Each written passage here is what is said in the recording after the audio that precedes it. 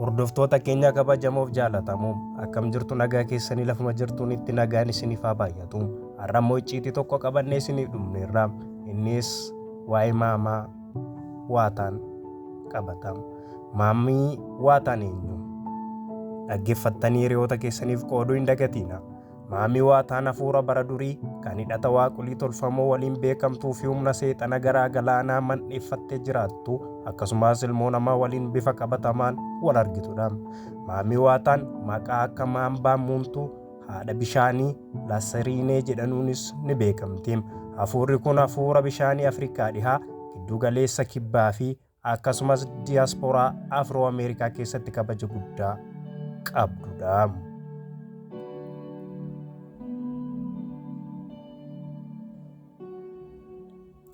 Hafuuronni maammii waataa yeroo baay'ee dubartoota yoo ta'an, yeroo tokko tokko garuu dhiiras ni taati jedhama. Hafuurri kun dubartoota yeroo quunnamu dhiira yeroo quunnamu immoo dhalaa ta'a. Maammii waataan mudhii olitti qaama dubartii kan qabduu fi mudhii gaditti qurxummii fakkaatti. Eegee ishee irraa bofa guddaa qabdi. Bofti eegee ishee irraa ka'u kun hanga qixa lamaan harma ishee jidduutti deema. Bofti biraan ammoo eegee isa harka ishee bitaa irratti xaxuun saggoo ishee irraa maramee mormi ishee harka ishee mirgaan qabamee mul'ata. Walumaa galatti bofti kun kan ibsu mallattoo raajii fi waaqummaa ishiiti.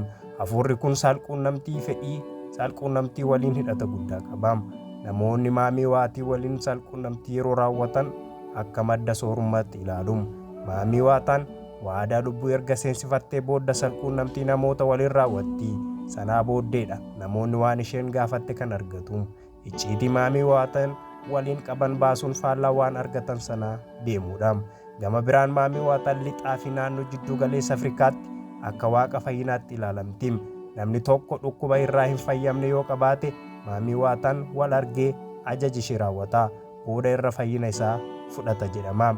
Hafuurri maammii waataa waaqota tolfamaa warra Gibxii, Gaanaa, Naayijeriyaa kibbaa fi Afrikaa kibbaa fi waliin hidhata guddaa qaba. Biyyoota kanneen keessatti namoonni baay'een hafuura kanaan waan baay'eef dhimma itti ba'u. Hafuurri hamaan kun naannoo galaanaatti namoota hedduu waliin wal quunnameera. Isaan kana danuutu ragaa baatudha.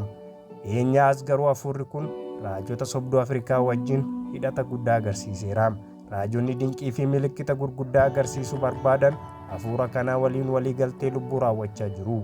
Waliigaltee kana booddeedha kan isaan ittiin namoota wallaalchisan irraa nyaatan. Lubbuu isaaniif garuu gubannaa bara baraa qoodaniiru.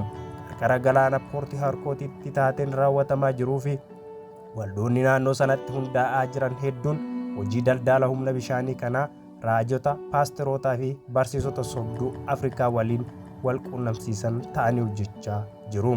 Goolee biyyoota Afrikaa hedduu keessaa raajota sobduu hedduutu ulaa kana deemee humna kanaaf lubbuu wareegee dhaloota faalaa jira. Dhaloonni wangeelaa dhugaa harkaa qabdan dammaqaa ofii keessan dhalootaaf eegumsa barbaadu akkasumas waldaa kiristaanaa eegaan ergaa keenya. Amma wantoota kana fakkaatan kan biraa qabannee isiniif dhiyaannutti nagaa nu ta'an dhaamsa keenya. Ergaa kana fakkaatus qabannee isiniif dhiyaannaa. Yeroota keessaniif qooduu hin dagatina.